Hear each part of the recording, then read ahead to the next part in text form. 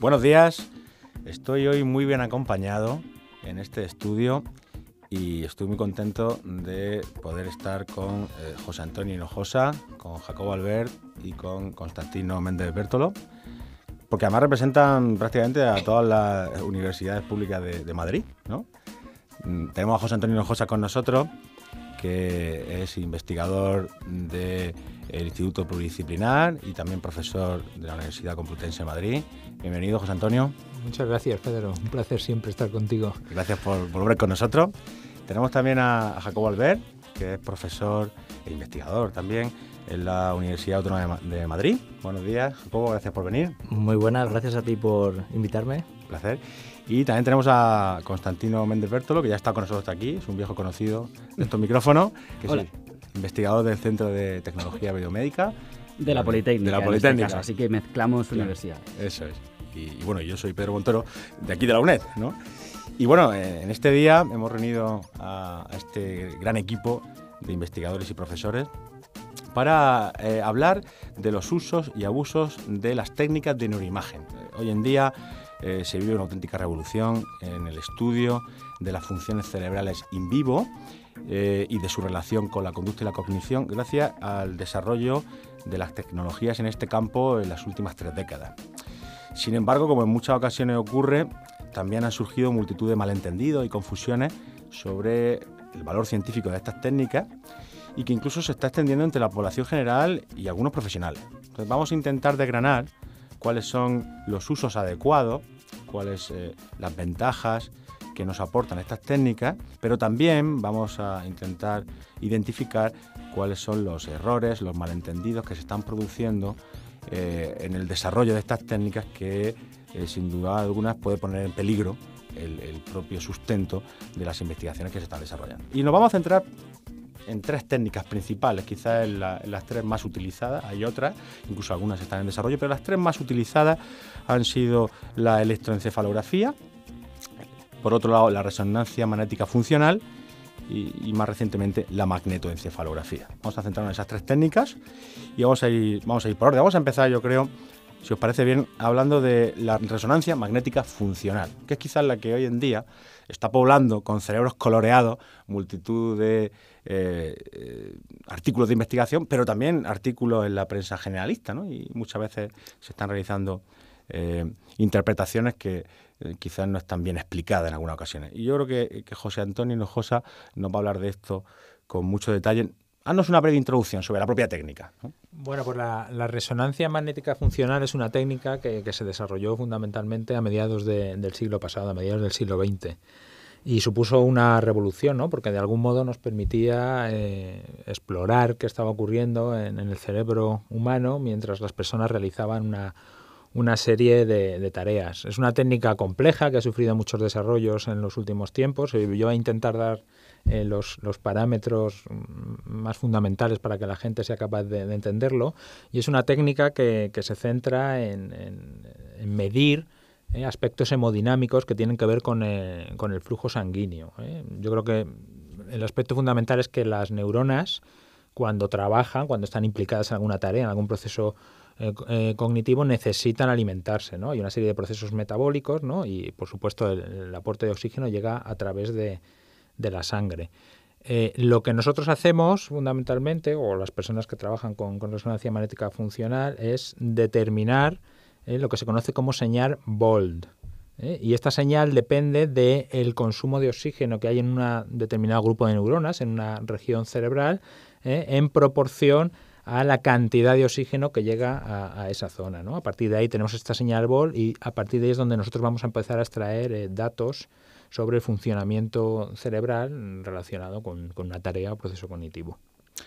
Sí, muy bien explicado. Quería recordar, por cierto, que grabamos un programa de radio hace un tiempo en el que se explica con más detalle el fundamento de estas técnicas y el programa se llama Cartografiando el cerebro, descifrando la mente y puede ser consultado en la base de datos, ¿no? Donde están los programas de radio de la UNED, ¿no?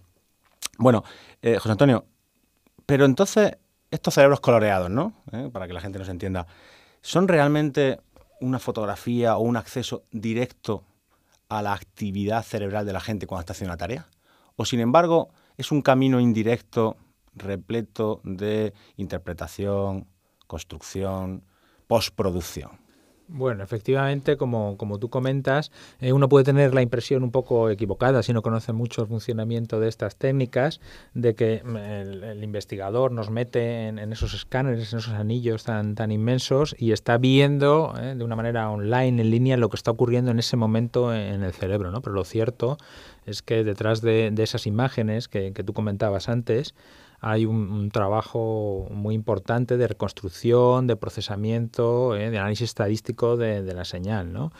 Por ejemplo, brevemente pues te comentaré que con la señal BOL lo que se hace es un preprocesamiento, ¿no? Una vez ya la hemos obtenido, para eliminar artefactos que pueda haber, artefactos fisiológicos, ¿no? Que pueda estar introduciendo pues tasa cardíaca, actividad muscular y demás, y artefactos que puede estar introduciendo el propio escáner, ¿no? Toda esa señal hay que limpiarla y además esa señal BOL que hemos obtenido hay que fusionarla con una imagen estructural del cerebro de gran precisión anatómica, y al final lo que se hace un poco es fusionar, aplicando pues matemáticas fundamentalmente, esa señal BOL, que tiene un aspecto más funcional, con esa fotografía estructural que se hace del cerebro, ¿no? Y al final pues tenemos qué está ocurriendo y dónde está ocurriendo. Muy bien. Y esa imagen resultante, ¿no? En la que se representa una activación de una zona del cerebro y una aparente desactivación de otra, ¿en realidad está representando un solo cerebro o está representando el promedio de varios cerebros o una comparación con otros patrones previos de cerebro o de imágenes estructurales de cerebro? ¿Cuál es realmente el origen? Normalmente lo que se presenta siempre es una imagen de grupo, ¿no? Y lo que se hace para alcanzar esa imagen de grupo, porque al final lo que nos interesa es tener conocimiento sobre cómo funciona el cerebro de una cantidad grande de personas, ¿no? Para eliminar así la variabilidad, las diferencias individuales, aunque hay experimentos en los que nos puede interesar ver qué ocurre con distintos cerebros, ¿no? Pero las imágenes típicas que aparecen en los medios de comunicación y por supuesto en las revistas científicas se obtienen del promediado de grandes cerebros. De hecho, lo que se suele hacer es que cada cerebro individual de cada persona se normaliza. Se toma un cerebro estándar y ahí se sitúa, se normalizan los datos de cada persona en ese cerebro estándar. ¿Eso es lo que permite? Pues permite, desde luego, una mejor comparación y eliminar las diferencias anatómicas que pueda haber entre distintos cerebros, ¿no? Esto facilita mucho hacer ese promediado, que al final es lo que nos interesa. Saber qué ocurre en el cerebro de muchas personas para ver qué procesos son comunes al funcionamiento cerebral de varias personas. Sí, es curioso lo que dices, ¿no? Que es un poco como que tienes que deformar el cerebro de cada uno, ¿no? Para adaptarlo, ¿no? Encosetarlo. Hay que normalizarlo. En un cerebro normalizado que creo que se trabaja muchas veces con el mismo, que hace tiempo se obtuvo de una muestra de sujetos. Bueno, es complicado esto, pero desde luego nos hacemos una idea.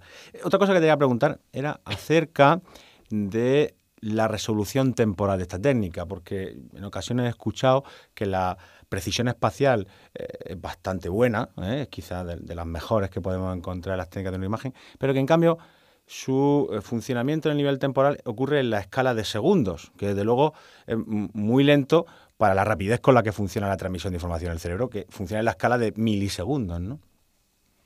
Efectivamente, un aspecto que antes se me ha olvidado comentar precisamente es que la resonancia lo que es útil es a la hora de determinar qué regiones cerebrales, dónde se está produciendo una determinada activación, ¿no? Al contrario de lo que ocurre con otras técnicas de las que luego hablaremos, como la magnetoencefalografía o la electroencefalografía, que tienen esa precisión temporal.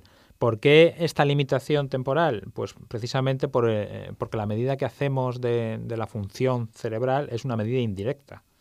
Nosotros estamos estudiando al final actividad vascular, ¿no? Y aunque sabemos que la actividad cerebral pues, se realiza en el orden de milisegundos, tiene una duración muy pequeña, es muy explosiva, estas medidas fisiológicas indirectas, como es la vascularización y demás, ese aporte de oxígeno del que hemos hablado antes, tiene su tiempo. Se sabe que son procesos que no empiezan a ocurrir hasta el segundo.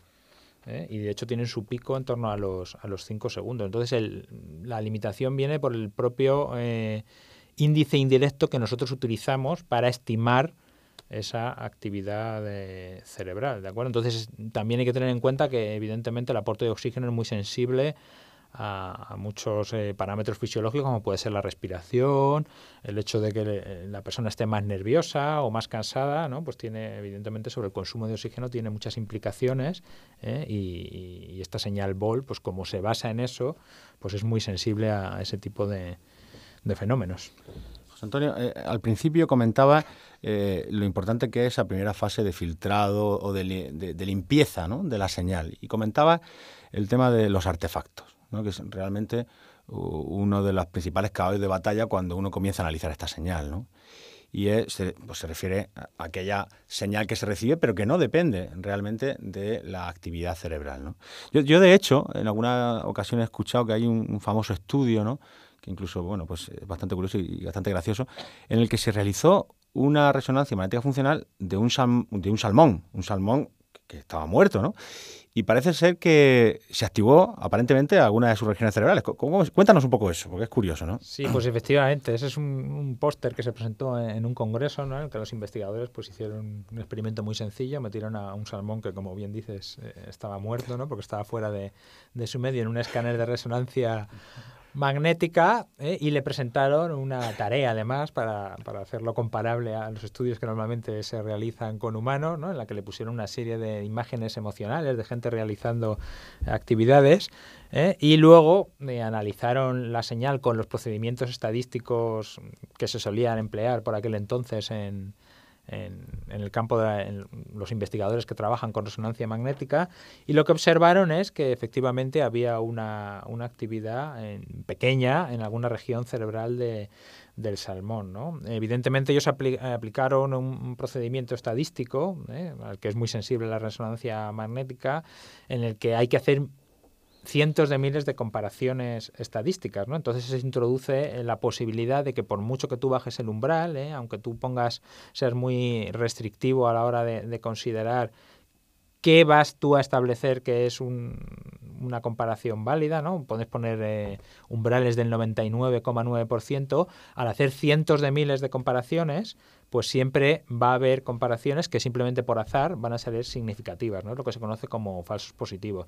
Y esta es la metodología que se estaba utilizando en la resonancia magnética por aquellos tiempos. Entonces, ¿qué es lo que venían a demostrar los resultados de esta investigación? Primero, que esas técnicas estadísticas no son adecuadas, y segundo, que evidentemente si hay esa activación se tiene que deber a algo, y probablemente pues se debe a artefactos que introduce la propia máquina, ¿no? Artefactos de origen magnético, de origen eléctrico y demás, y por tanto los autores al final lo que concluían y lo que proponían es la aplicación de otros métodos matemáticos más restrictivos, que hoy en día se están utilizando más, y bueno, pues llamaban la atención sobre la importancia de controlar los artefactos, por un lado, que se están metiendo, y por otro lado de aplicar métodos estadísticos pues apropiados, ¿no? Hoy en día pues se usa la Family Wise Error Rate o la Fast Discovery Rate, que son métodos mucho más conservadores, que ellos mismos aplicaron al análisis de sus datos, y que aplicando estos métodos pues encontraron que efectivamente esa activación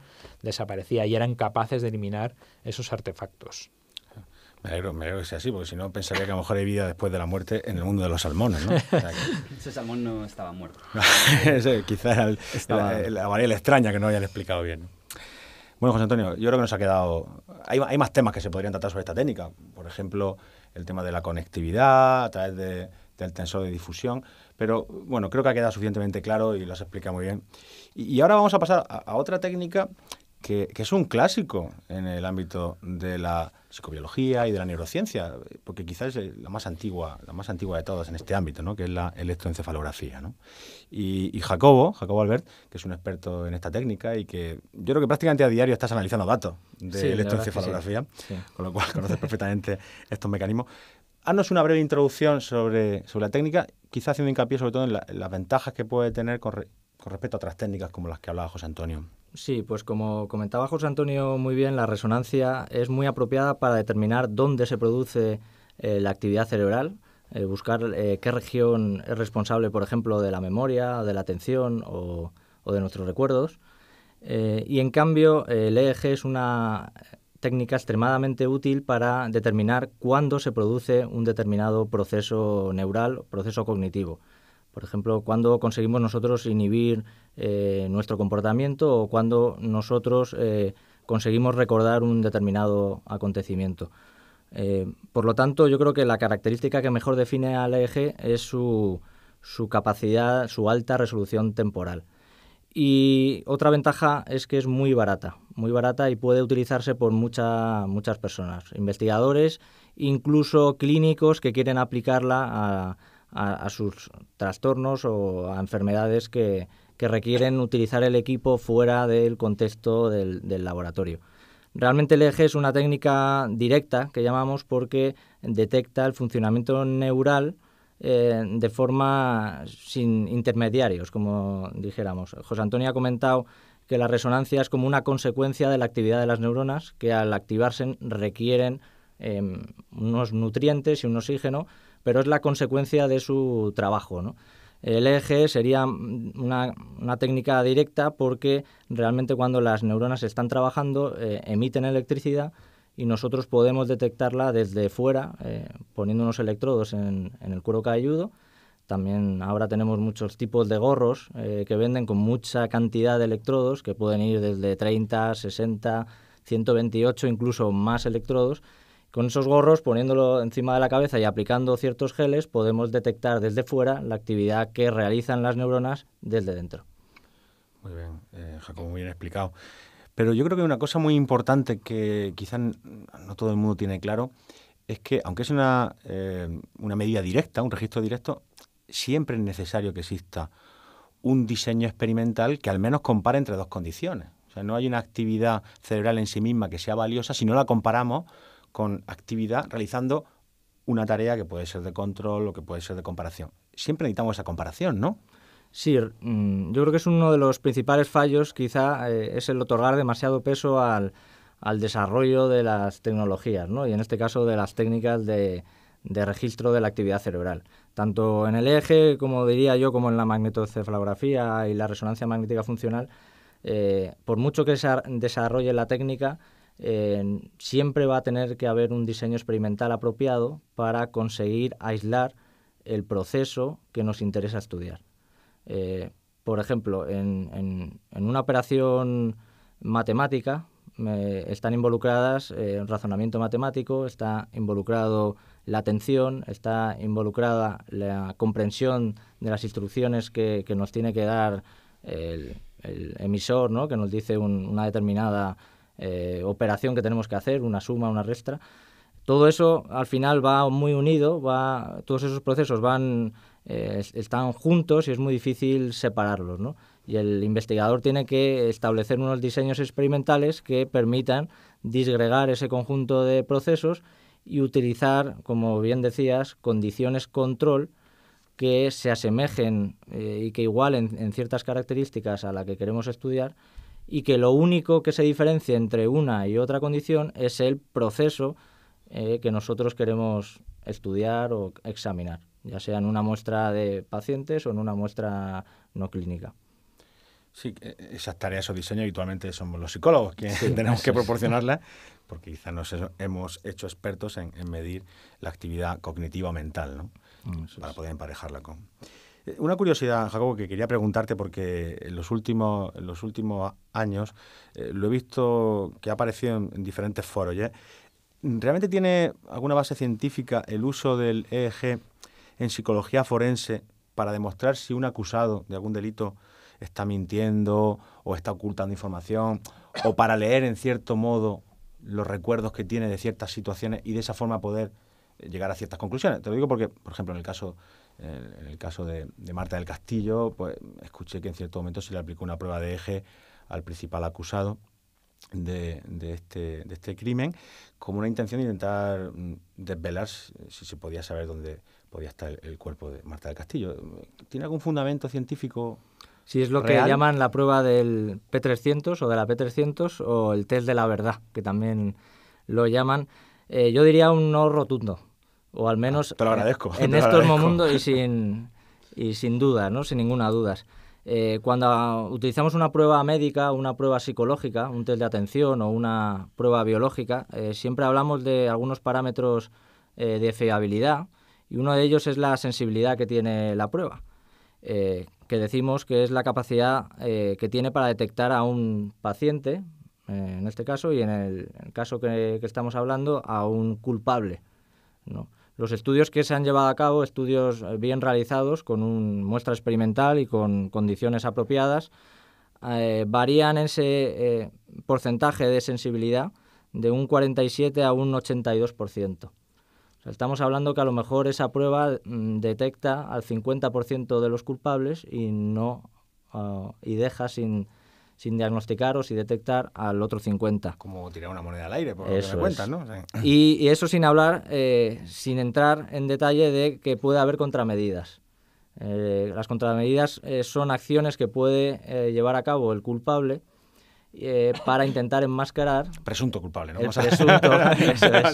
El presunto culpable para enmascarar o intentar. Que pueden ir desde apretar fuerte los dientes, que puede ser un artefacto que hace que no podamos ver esa P300, que voy a explicar brevemente. La P300 es una respuesta neural ante un acontecimiento discreto. Es un componente de lo que llamamos nosotros componentes relacionados con acontecimientos discretos, o PRAD, o potenciales eventos relacionados, también se le llama.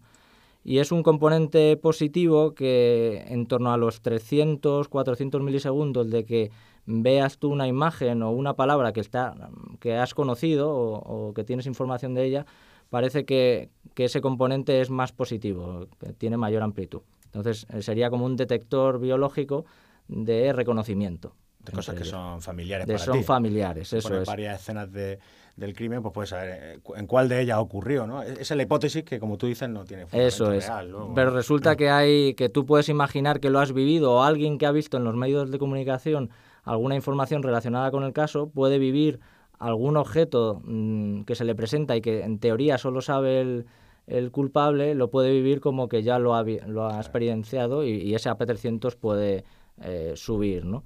Con lo cual estamos hablando que es una prueba que no tiene la fiabilidad suficiente para utilizarse en un contexto tan importante como acusar a alguien, a lo mejor a pena perpetua o a cadena o a pena de muerte por un delito, ¿no? O sea que mi recomendación, y con los datos que tenemos ahora mismo a nivel científico, es que no puede trasladarse esa prueba al contexto forense y aplicarse en un juicio y tenerse en cuenta. Pues muchas gracias por tu claridad. Podemos llevar un mensaje a casa, ¿no?, con claridad sobre esto. Voy a pasar ahora a hablar con un casi doctor ya en psicología o en neurociencia, porque... Estoy próximo a leer la tesis. Espero que a lo mejor cuando se emita el programa ya hasta claro. Lo sea, quién sabe. O sea que probablemente... Bueno, de luego te lo mereces sin lugar a dudas, pero ya te queda la parte fácil, ¿no? La parte formal. Sí, he pasado la difícil, que es la burocrática. Claro, eso es. Bueno, Tino, tú nos vas a hablar de la magnetoencefalografía, efectivamente, que eres un experto. De nuevo, nos encontramos en un caso parecido al de Jacobo. Tú todos los días prácticamente estás analizando datos de magneto. Todos los días, todas las noches, probablemente, ¿no? O sea que es tu campo de estudio principal. Sí, con magneto y EEG es con lo que más me muevo, porque como psicólogos lo que nos gusta es realmente saber cuándo pasan las cosas. Así que me gusta la resolución temporal, digamos. Y la magneto tiene esa ventaja, ¿no? Cuéntanos. La magneto tiene esa ventaja igual que el EEG. Llamémoslo MEG y EEG para simplificar. Normalmente se cree que la magneto es como una EEG pero mejor, porque particularmente es mucho más cara. Es una gran compra la máquina y hay que tener los magnetómetros refrigerados para que estén en un estado de superconductor. Se usa helio y hay que cambiarlo con cierta asiduidad y vamos, que los gastos son muy grandes. Entonces hay que tener en cuenta a la hora de decidir en un estudio si usar MEG o EEG si realmente merece la pena. Normalmente lo que pensamos es que quizá merezca la pena porque con MEG consigamos mejor resolución espacial que con EEG. Lo cual habría que matizar. La gente, ¿no? Yo alguna vez he escuchado, la magneto es la solución perfecta. Tiene la resolución espacial tan buena como la resonancia magnética y la misma resolución temporal. ¿Eso es verdad? Hay que matizarlo mucho. No es cierto. Para empezar, tanto en EEG como en MEG, lo que hacemos para estimar cuál es la fuente neural de la actividad cognitiva que estamos midiendo, en base a la señal fisiológica que registramos, lo llamamos resolver el problema inverso. Se trata de que nosotros tenemos una serie de actividades fisiológicas que medimos en lo que llamamos espacio sensor, que no es más que la actividad que se da en los sensores, y esta actividad puede corresponder con ciertas fuentes neurales que se encuentran debajo de los sensores. El caso es que podemos más o menos estimar cuál es la configuración eléctrica que más correspondería con ese escenario en el espacio sensor. Pero por su naturaleza, este problema tiene siempre una solución que es necesariamente ambigua, porque hay muchísimas posibles diferentes soluciones que se puedan aplicar, aunque las podemos construir con cierta certeza. Y otro último punto que me gustaría matizar al respecto, o sea, quiero decir, este problema se encuentra tanto en EEG como en MEC, el de la ambigüedad del problema inverso. Sí. Y luego, la MEC no es buena para medir actividad que se dé profunda en el cerebro, como tampoco lo es la EEG. La diferencia entre EEG y MEC es que EEG mide directamente la actividad eléctrica que se conduce por los tejidos variados que se encuentran entre el electrodo, que está lo más cerca posible del cráneo, y las neuronas. La MEC lo que mide es el flujo magnético, que tiene dos particularidades que diré rápidamente. Es perpendicular a la dirección de la corriente y no se ve afectado por la conductancia, con lo cual es cierto que si tú tienes una MEC bien tuneada y consigues que no haya ruido en la habitación, puedes tener una señal muy buena, pero los dipolos, las corrientes eléctricas pertenecientes a partes del cerebro que se encuentren orientadas de manera radial al sensor, es decir, todas esas partes de la corteza que están en los giros, las partes de abajo de los giros y de los surcos, de abajo y de arriba, perdón, el sensor es bastante insensible a esas fuentes. Y si además esas fuentes vienen del centro del cerebro, si tú te imaginas el cerebro como un modelo esférico, cuanto más adentro estés, más probable es que tu dirección como corriente sea radial, no tangencial a tu modelo esférico. Con lo cual es bastante no sensible a fuentes profundas. Ahora, estas inconvenientes se convierten en ventajas cuando se trata, tu interés consiste en estudiar procesos corticales, que son nuestros favoritos, y por eso se usa mucho la MEC para esta cuestión, y teniendo en cuenta estos matices, sin más. Pues no, me alegro que hayas dicho eso, porque yo sí tenía la idea, y creo que mucha gente también, de que quizás la magneto era más útil para estudiar procesos subcorticales, ¿no? Pero veo que no, Aunque existen estudios que tratan, y se puede con cierta matemática, es realmente más complejo para fuentes profundas y es especialmente buena para fuentes corticales. Especial, que como dices tú, es donde ocurren las facultades que consideramos típicamente humanas, ¿no? Quizás las más complejas. Sí, y de hecho la MEC, pues aunque tiene alguna aplicación clínica, las únicas dos reconocidas, creo, por la Asociación de Medicina Estadounidense son para diagnosticar, por ejemplo, tejidos ictales o zonas con tumores, previo a una extirpación quirúrgica, quizá, ¿no? Como preevaluación clínica, pero el resto de usos que se le da es puramente básico, ¿no? Investigación básica o general. Claro. Y Tino, ya para terminar muy brevemente, ¿hay intentos que tengan éxito de intentar combinar al mismo tiempo varias de las técnicas que hemos visto aquí? Perfecto, mira, así podemos terminar esto con una frase que me gustaría que es lo que los oyentes se llevaran a casa, que es que sobre la MEC, ¿no? Que es que MEC y EEG no es que sea uno mejor que otro, sino que ambos son complementarios, precisamente por lo que acabo de explicar del tipo de señal que miden cada uno. La señal es la misma, pero no todas las actividades eléctricas llegan a la MEC ni todas llegan igual de bien al EEG por los ruidos porque es una señal que se conduce por el volumen. Bueno, no me quiero ir por las ramas, la frase es que son complementarias. Entonces sí que hay intentos de complementarlos y es una vía excelente, de una aproximación buenísima, claro. Pues muchas gracias. Muchas gracias, de hecho, a los tres. Ya se nos acaba el tiempo, pero la verdad es que estoy contento de que hayáis presentado con tanta claridad y con un carácter explicativo muy adecuado, pues que son técnicas muy útiles siempre y cuando sepamos las limitaciones que tienen y, por supuesto, las condiciones en las que se pueden aplicar y interpretar de la manera adecuada. Yo confío que esto les sea de utilidad a nuestros estudiantes, a nuestros oyentes, y para mí es muy útil. Yo me voy con una idea todavía más clara. Así que muchas gracias por estar aquí y hasta la próxima.